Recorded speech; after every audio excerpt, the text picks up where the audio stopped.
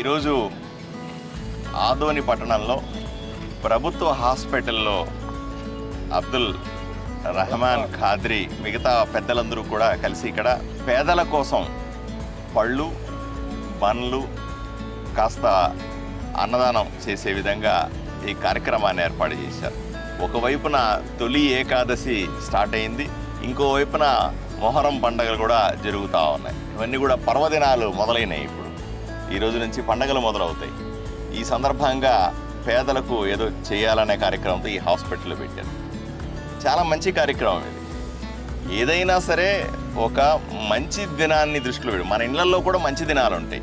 మన పుట్టినరోజులు ఉంటాయి, మన బిడ్డల పుట్టినరోజులు ఉంటాయి, తల్లిదండ్రుల పుట్టినరోజులు ఉంటాయి, తల్లిదండ్రుల దినాలు ఉంటాయి, వాళ్ళ స్మారకాలు ఉంటాయి, లేదా మనకు మరో సందర్భం ఉంటుంది. ప్రతి కుటుంబంలో ఒక సందర్భం ఉంటుంది. అందరూ సందర్భాన్ని దృష్టిలో పెట్టుకొని విలాసవంతంగా కేకులు కట్ చేయడం, విలాసవంతంగా మనం అవి ఇవి ఖర్చు పెట్టడం కంటే కూడా నలుగురు పేదలకు అన్నదానం చేయడమో, నలుగురు పేదలకు ఏదైనా సాయం చేయడం అనే ఆలోచన తీసుకోవాల్సిందిగా ఆదోని ప్రజలందరినీ కూడా నేను విన్నవించుకుంటా ఉన్నాను. దయచేసి ఆదోనిలో ఆలోచన చేయండి. 2,50,000 మంది ప్రజలు ఉన్నారు. వాళ్ళంతా నా కుటుంబ సభ్యులు.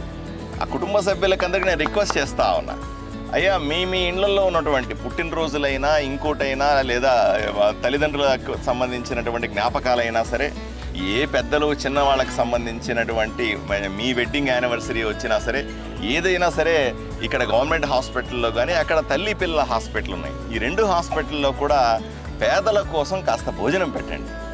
మీకు తోచింది పెట్టండి. 100 మందికి, మీ శక్తి 50 మందికి ఉంటే 50 మందికి పెట్టండి, 100 మందికి ఉంటే 100 మందికి పెట్టండి. నిజంగా మీకు శక్తి ఎక్కువే ఉంటే 500 మందికి పెట్టండి. ఇలా ఊరిలో అందరూ అనుకుంటే తప్పనిసరిగా ప్రతి పేదవాడికి ఇక్కడ భోజనం ఉంటుంది. ఏదో రకంగా మనకు కూడా సాటిస్ఫైడ్.